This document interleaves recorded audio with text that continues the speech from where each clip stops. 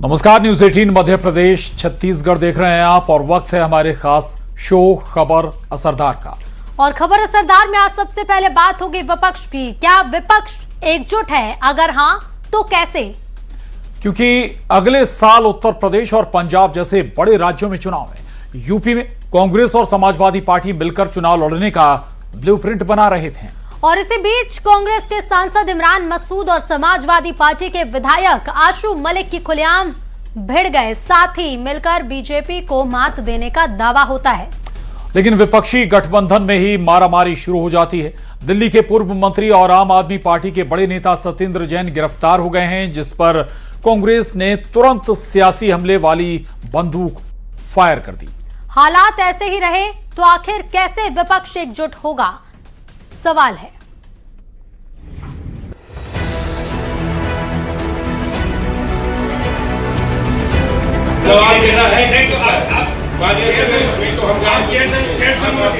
हर चुनाव से पहले विपक्ष की एक नई अग्नि परीक्षा शुरू होती है, क्योंकि एक तरफ साथ मिलकर बीजेपी को मात देने का दावा होता है तो दूसरी तरफ विपक्षी गठबंधन में ही मारामारी शुरू हो जाती है।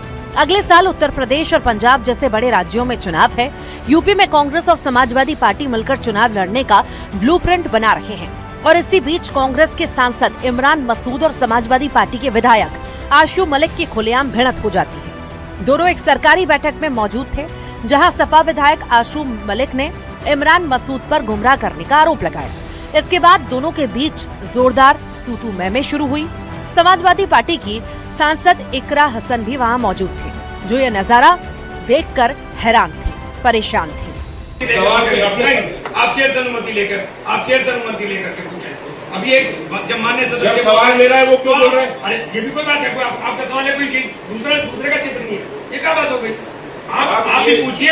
आप दिशा की मीटिंग है, कोई दिशा की मीटिंग नहीं है। नहीं, दिशा की मीटिंग है। नहीं, हमने बर्दाश्त नहीं, ये नियम से चलेगी। नियम से चल रही है। नहीं, नियम से चलेगी। नियम से चलेगी। चेयर की अनुमति के बिना जनता के नहीं पकौड़ी खाने थोड़े आए। चाय पकौड़ी कौन खिला रहा आपको? आप नियमों नहीं, आप नियमों में आपसे जानते हैं। नियमों में रहिए। इस बीच जल बोर्ड घोटाले में दिल्ली के पूर्व मंत्री और आम आदमी पार्टी के बड़े नेता सत्येंद्र जैन गिरफ्तार हो गए, जिस पर कांग्रेस ने तुरंत सियासी हमले वाली बंदूक फायर कर दी। आम आदमी पार्टी भयंकर भ्रष्ट पार्टी है। इसकी तुलना बीजेपी से ही की जा सकती है। नए नए तरीके भ्रष्टाचार के इन्होंने खोजे हैं, तो ये तो इन्वेंटर हैं भ्रष्टाचार के। इस बीच कांग्रेस से पवन खेड़ा ने भी अरविंद केजरीवाल के खिलाफ मोर्चा खोल दिया, और ये सिर्फ वार नहीं बल्कि एक तरह का सियासी आक्रमण था। पवन खेड़ा ने क्या कहा? उन्होंने कहा केजरीवाल अच्छे स्कूलों और मोहल्ला क्लिनिकों के वादे करते हैं, लेकिन उसके पास न तो किसी विचारधारा के लिए कोई प्रतिबद्धता है और न ही लोकतांत्रिक जवाबदेही के प्रति कोई निष्ठा। पंजाब में आप सरकार की आलोचना करने वाले फेसबुक पेज हटाने के लिए एक्शन शुरू कर दिया है। कहा जा रहा है कि आलोचक पत्रकार नहीं है, क्योंकि उनके पास पत्रकारिता की डिग्री नहीं है। उसी तर्क से केजरीवाल भी राजनीतिज्ञ नहीं है, क्योंकि उनके पास राजनीति विज्ञान की डिग्री नहीं है। तो सवाल है कि आपसी फाइट के बीच क्या विपक्ष आने वाले चुनाव के लिए सही डायरेक्शन में है, या फिर एक बार फिर से दिशाहीन होता हुआ दिखाई दे रहा है? जब भी चुनाव की तारीख नजदीक आती है, तब विपक्ष एकजुट की जगह बिखरा हुआ नजर आता है। अगले साल होने वाले चुनाव से पहले भी कुछ ऐसा ही होता दिख रहा है। Bureau report, news 18।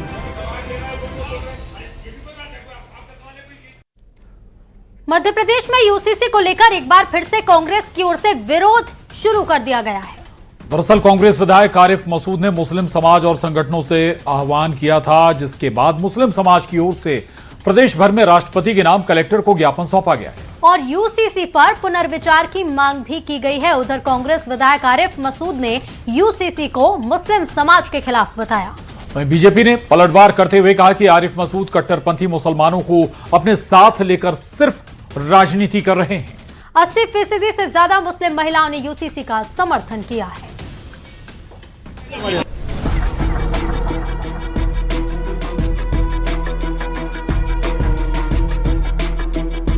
यूसीसी को लेकर मुस्लिम समाज में आक्रोश दिख रहा है। राजधानी भोपाल में मुस्लिम महिलाएं कलेक्टर ऑफिस पहुंची। राष्ट्रपति के नाम कलेक्टर को ज्ञापन सौंपा।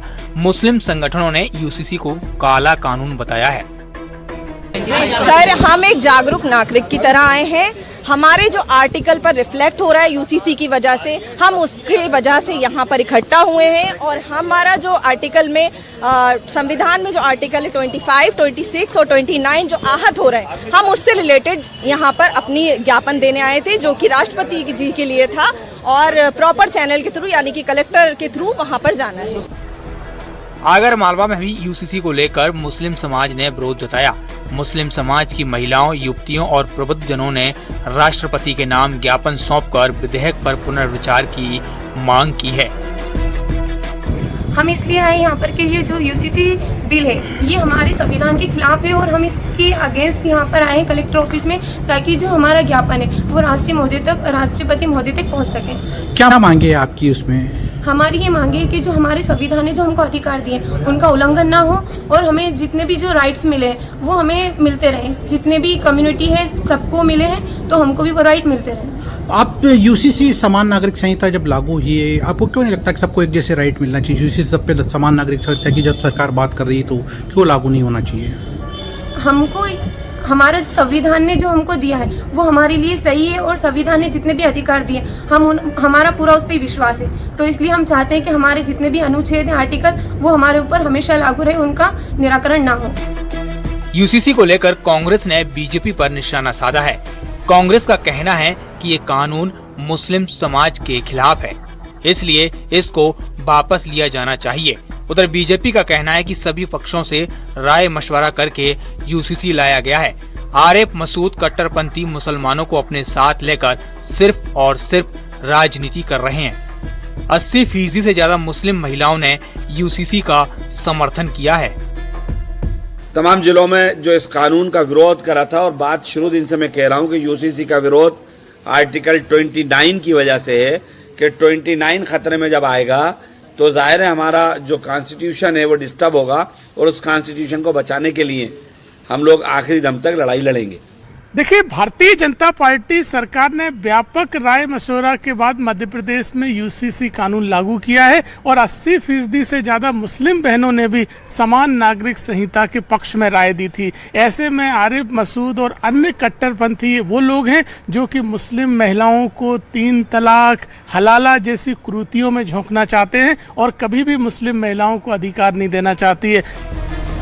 कांग्रेस विधायक आरिफ मसूद के आह्वान पर यूसीसी के खिलाफ प्रदेश भर में जिला मुख्यालयों पर मुस्लिम संगठनों ने राष्ट्रपति के नाम कलेक्टर को ज्ञापन सौंपकर यूसीसी पर पुनर्विचार की मांग की है। Bureau report, news 18।